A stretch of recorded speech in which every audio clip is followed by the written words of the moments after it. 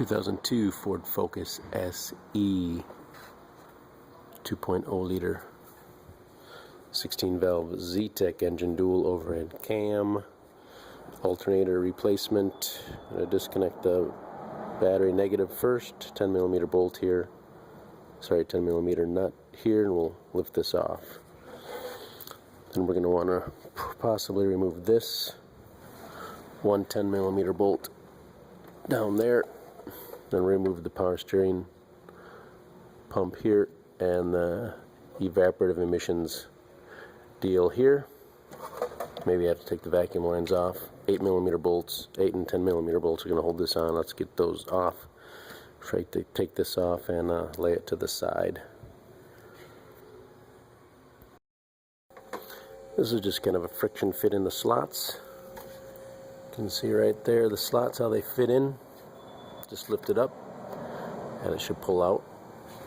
This is the dumb fitting here on the back side of the coolant. D-lead bopper right there. Use a screwdriver and pry it out. It'll be flexible. And you can get that over this notch there. Alternator's in sight. Maybe take this ground wire off as well. And this bracket for this plug-in, we can maybe disconnect the plug-in as well. Just push down on this lever here. Should separate like so, just like that.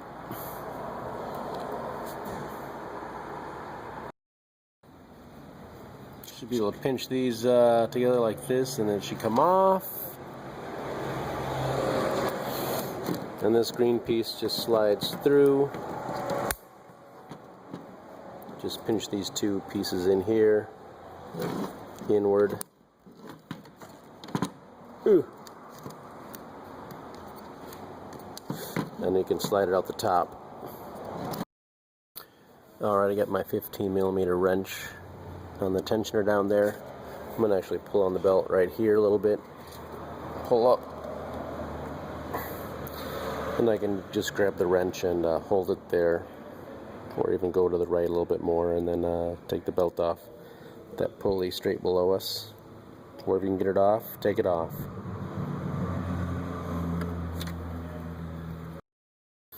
Alright, then I've loosened up the 10 millimeter bolt right there, and I'm working on the 10 millimeter bolt in the back.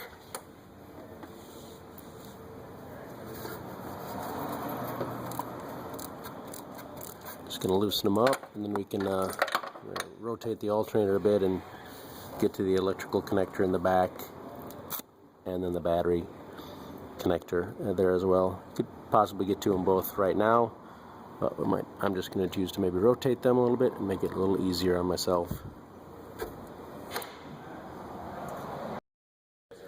So I removed the three 15 millimeter bolts, hold this in place, and I was able to grab the motor, just slide it back. As you can see, just give me just a little bit of extra room. You can also see that it doesn't come apart always like you hope. That nut was not coming off, so to take I think a 12 millimeter nut off the back, get it off. Now I got to fight with this somehow to get it off. You can see both bolt holes are actually slotted. So the theory is you can slide it back. Again, that friction fit makes it very difficult. It's also a very tight fit underneath here with the intake manifold. And weaseling it out. Got this broken out of the clip here. And then you're able to move this stuff around, push it, and twisting and wiggling. Sorry I can't hold the camera or get a good shot while my hands are in here. But it does wiggle out of there. So, and maybe jacking up the engine or jacking up the engine a little bit may help.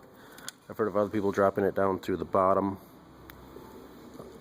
Seems to be enough space down there, so there's a couple options for you. But this way you can do everything above without being underneath your car. So the alternator is out.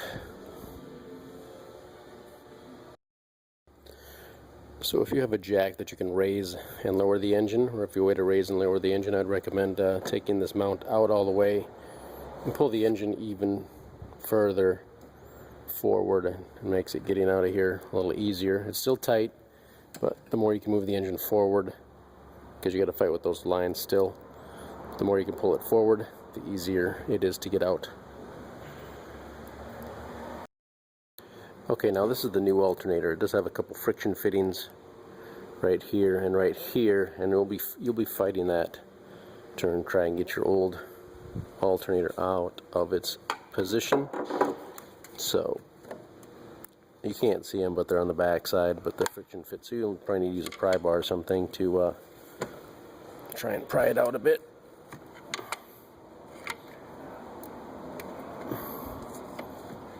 Something like that.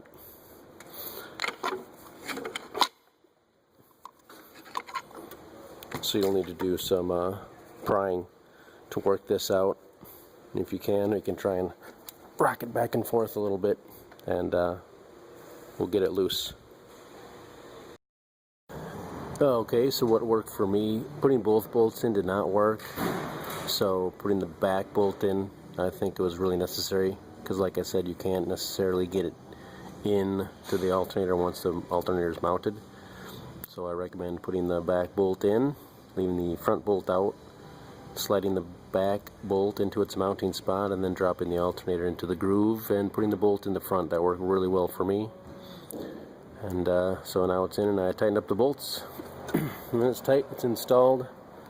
Then lastly here, for the alternator installation, I plug this in last. And we'll just reinstall the belt. So here's a little tip for the alternator belt, or the serpentine belt, on a 2002 Ford Focus. Got my 15mm wrench on the bolt down there. The tensioner is down there.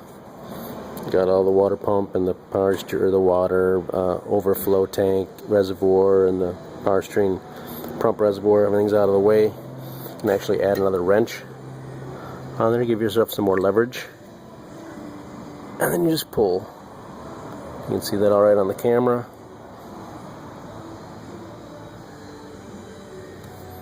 And that can help you get the belt from above without having to go below.